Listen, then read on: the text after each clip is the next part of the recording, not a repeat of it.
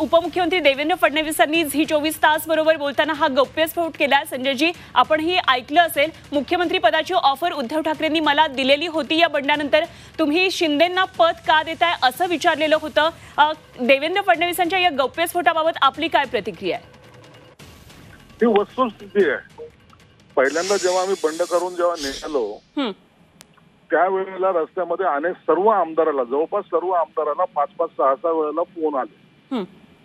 या फोनला आम्ही रिस्पॉन्स न दिल्यामुळे जेव्हा त्यांना कळालं की आता ही बाजी आपल्या हातातून जाते, त्या टायमाला यांनी देवेंद्र फडणवीस साहेबांना तर नंतर, त्यापूर्वी मोदी साहेबांशी आणि अमित शहा साहेबांशी सुद्धा संपर्क साधण्याचा प्रयत्न केला आणि त्यांनी त्यांचा फोन सुद्धा उचलला नाही, त्यांना रिस्पॉन्स दिला नाही। मग शेवटचं हत्यार म्हणून त्यांनी देवेंद्र फडणवीस साहेबांना फोन केला आणि त्यांना ही ऑफर दिली। हे आम्हालाही कळत होतं, ते जसं जसं पुन्हा ज्यांना संपर्क साधत होते त्यांची माहिती, इत्थंभूत माहिती आमच्याकडे येत होती।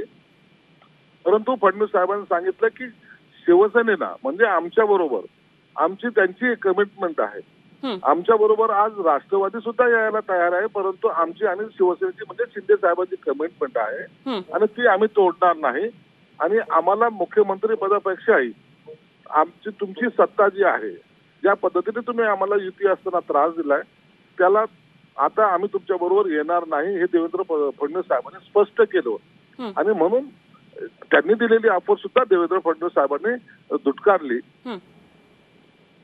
अगदी संजयजी, शिंदेंनी सुद्धा दावा केलेला आहे की फोन तर आलेला होताच, परत या असं सांगण्यात आलं होतं, पण त्यामागे काहीतरी वेगळा प्लॅन होता, पक्षातून हकालपट्टी करण्याचा त्याचा पुढचा प्लॅन होता, तेव्हा असंही काही घडत होतं? तसं तर घडलंच ना। एकीकडे फोन करत होते, तुम्हाला सांगतो की हे मिलिंद नार्वेकर आणि फाटक ठाण्याचे MLC आमदार जे आहेत ते दोघं जण आम्हाला भेटायला निघले म्हणून निरोप देत आहेत आणि दुसरीकडे गटनेते पदावरून शिंदे साहेबांची हकलपट्टी, नेते पदावरून हकलपट्टी, म्हणजे हा डबल गेम करायचा त्यांचा प्रयत्न होता की एकदा जर यांची मानसिकता कमी झाली आणि या गटापैकी जर 8-10 आमदार जरी कमी झाले तर यांचं बहुमत होत नाही आणि जर एकदा बहुमत झालं नाही मग शिंदेला त्यांची जागा दाखवायला आपण मोकळे होऊ, असा एक त्यांचा प्लॅन होता आणि तो प्लॅन आम्ही सक्सेस होऊ दिला नाही।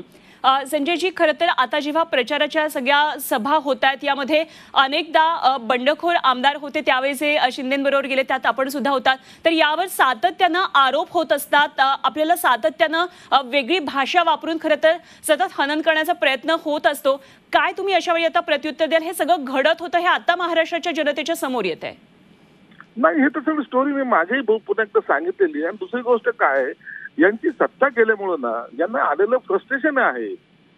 मग याच्यावर आरोप करणं, प्रत्यारोप करणं, पैसे घेतले म्हणणं किंवा आणखीन काही आरोप करणं, मग हे मिंदे आहेत का काय गद्दार आहेत, हे सगळं वाक्यप्रचार आता यांचे घसून गेलेत, म्हणजे हे बोलू बोलू आता हे थकलेत। आता यांना मुळामध्ये आता यांना कळालंय की आपली झालेली चूक, परंतु ती आजही ते मान्य करत नाही।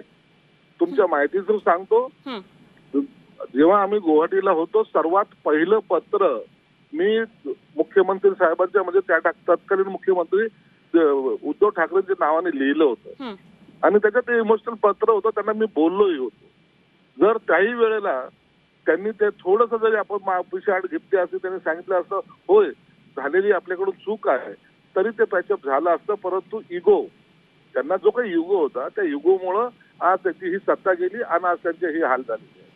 ठीक, संजयजी, आपण झी 24 तास बरोबर बोललात आणि ही प्रतिक्रिया दिलीत, त्याबद्दल ही माहिती दिलीत, त्याबद्दल धन्यवाद। संजय शिरसाट आपल्याबरोबर होते, शिवसेना शिंदे गटाचे प्रवक्ते।